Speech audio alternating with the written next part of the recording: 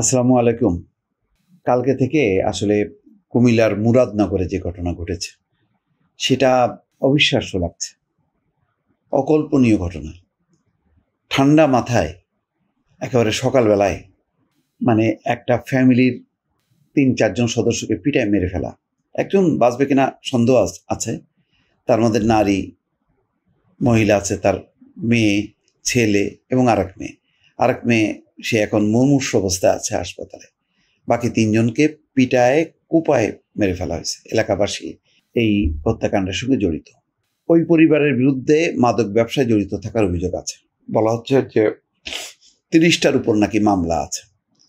তো মামলা যখন আছে, তো পুলিশ ব্যবস্থা না নিয়ে আইন আদালত সব কিছু যখন আছে, মামলা আছে, এলাকাবাসী বা স্থানীয় লোকাল চেয়ারম্যান তারাও নাকি আসছিল, তো তাদেরকে পিটানো হয়েছে এবং তারা দৌড়ে চলে গেছে। খুব দ্রুত গতিতে পুলিশকে নিয়ে এদেরকে রক্ষা করার দরকার ছিল। এই যে আমরা মব কালচারের বিরুদ্ধে এত কথা বলছি, কিন্তু কোথায়? প্রতিদিনই দেখেন মব হচ্ছে। হয় রাজনৈতিকভাবে হচ্ছে, না হয় লোকালি মানুষ স্বতঃস্ফূর্তভাবে সেই মব কালচার করছে। পটিয়ার থানার ঘটনা দেখেন, মব কালচার। তারপরে রংপুরের একটা জায়গায় দেখলাম, সেখানে সেই মব। কালকে রাতের বেলায় জাকারিয়া হোটেল বনানী যুবদল মনিরের নেতৃত্বে মব। এখানে যেটা হলো পাবলিক মব। এই মব যদি কিভাবে ঠেকাবেন? সেখানে রাজনৈতিক নেতৃত্ব, কর্তৃত্ব, এলাকা মানুষের যদি সচেতনতা না থাকে, এবং সবচেয়ে বড় কথা হলো আইন শৃঙ্খলা রক্ষাকারী বাহিনী, আইনের শাসন যদি না থাকে, মানুষ কখন এইগুলিতে লিপ্ত হয়? যখন মনে করে যে না, এই আইন আদালত দিয়ে হবে না, এরা ধরবে, ওইদিকে পয়সা খেয়ে আবার ছেড়ে দেবে, তখন মানুষ আস্তে আস্তে খেপে যায়। এখানেও তাই ঘটল। রোকসানা বেগম রুবি 53, ছেলে রাসেল 35, মেয়ে তাসপিয়া আক্তার জোনাকি 29 মারা গেছে। আরেক মেয়ে রুমা, রোকসানা রুমা 27, তাকে কুমিল্লা মেডিকেল কলেজ হাসপাতালে ভর্তি করা হয়েছে। বাঁচবে কিনা সন্দেহ আছে। নিহত রোকসানার পরিবার 2 দশকের বেশি সময় ধরে মাদক ব্যবসায় জড়িত। তাদের বিরুদ্ধে থানায় মাদক সংক্রান্ত একাধিক মামলা রয়েছে। দীর্ঘদিন ধরে তাদের উপর এলাকাবাসীর ক্ষোভ ছিল। মঙ্গলবার স্থানীয় এক শিক্ষকের মুঠোফোন চুরির ঘটনাকে কেন্দ্র করে স্থানীয় একটি পক্ষ এই পরিবারের বিরুদ্ধে এলাকাবাসীকে খেপিয়ে তোলে। বৃহস্পতিবার বিকালে মুরাদনগর উপজেলার বাঙ্গারা বাজার থানার ওসি মাহফুজুর রহমান বলছেন, পুলিশ সিসিটিভির ফুটেজ দেখে ঘটনায় জড়িত ব্যক্তিদের শনাক্ত করার চেষ্টা করছে। যারা হত্যাকাণ্ড ঘটিয়েছেন তাদের বিরুদ্ধে আইনগত ব্যবস্থা নেওয়া হবে। এটা নিয়ে চলতে থাকবে। তারপরে যা হয়, থানা পুলিশ হবে, টাকা পয়সা লেনদেন হবে, তারপরে এই মামলাটা আস্তে করে, কারণ এই মামলা নিয়ে কেউ লড়বে আমার বিশ্বাস হয় না। ওসি বলেন, প্রাথমিকভাবে পুলিশ জানতে পেরেছে রোকসানার পরিবারের বিরুদ্ধে দীর্ঘদিন ধরে মাদক কারবারের অভিযোগ রয়েছে। মাদক ব্যবসার বিষয়টি সামনে এনে এলাকাবাসীকে খেপিয়ে, পিটিয়ে এবং কুপিয়ে রোকসানা এবং তার 2 সন্তানকে হত্যা করা হয়েছে। পুলিশ ঘটনাটি তদন্ত করছে। এলাকায় অতিরিক্ত পুলিশ মোতায়েন করা হয়েছে। নিহত ব্যক্তিদের মরদেহ ময়না তদন্তের জন্য কুমিল্লা মেডিকেল কলেজ হাসপাতালের মর্গে পাঠানো হয়েছে। তবে এই ঘটনায় কোনো মামলা হয়নি এখনো। কে মামলা করবে? এইসব কেউ মামলা করতে চায় না।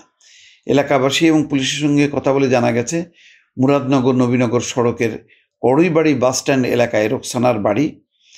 সেখানে অনেক ব্যবসা প্রতিষ্ঠান গড়ে উঠেছে। গত মঙ্গলবার বাজারে একটি ওষুধের দোকান থেকে স্থানীয় করইবাড়ি সরকারি প্রাথমিক বিদ্যালয়ের ভারপ্রাপ্ত প্রধান শিক্ষক রুহুল আমিনের একটি মুঠোফোন চুরি হয়।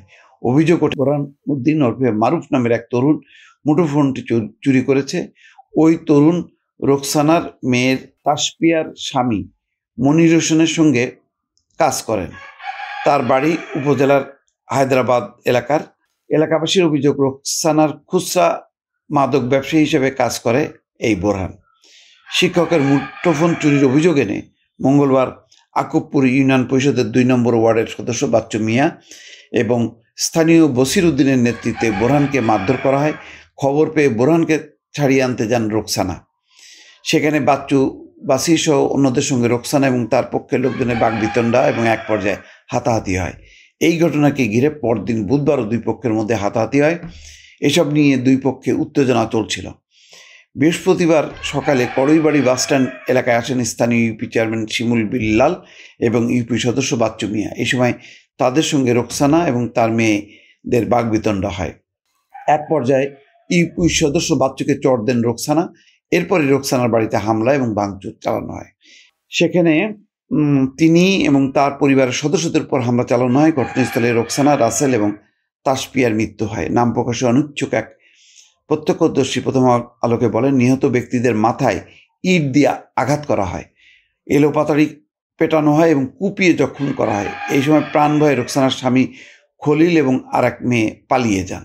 সরেজমিনে যা দেখা গেল, ইউপি চেয়ারম্যান শিমুল, বাচ্চু এবং বাসিরকেও এলাকায় পাওয়া যায়নি। তাদের সঙ্গে মুঠোফোনে যোগাযোগের চেষ্টা করেও পাওয়া যায়নি। বলছেন যে পুরো ঘটনার নেতৃত্বে ছিলেন এলাকায় মৃত 12 মিয়ার ছেলে বসিরউদ্দিন। রোকসানার পরিবারের বিরুদ্ধে মাদক ব্যবসার অভিযোগ তুলে তিনি সবাইকে উস্কে দেন। এরপরে শুরু হয় মামলা। বৃহস্পতিবার বেলা 3:30টার দিকে ঘটনাস্থলে দেখা যায় ময়নাতদন্তের জন্য মর্গে 3টি লাশ ভ্যানে তোলা হয়েছে। পুলিশ মরদেহ তুলে নেওয়ার পর সেখানে ছোপ ছোপ রক্ত দেখা যায়। পুলিশ উদ্ধার করার আগে রোকসানার রক্তাক্ত মরদেহ পড়েছিল বাড়ির ভেতরে। পাশেই 6তলা ভবনের গলিতে পড়েছিল রাসেলের মরদেহ, আর বাড়ির বাইরে রাস্তার পাশে ছিল রোকসানার মেয়ে তাসপিয়ার মরদেহ। কি মর্মান্তিক!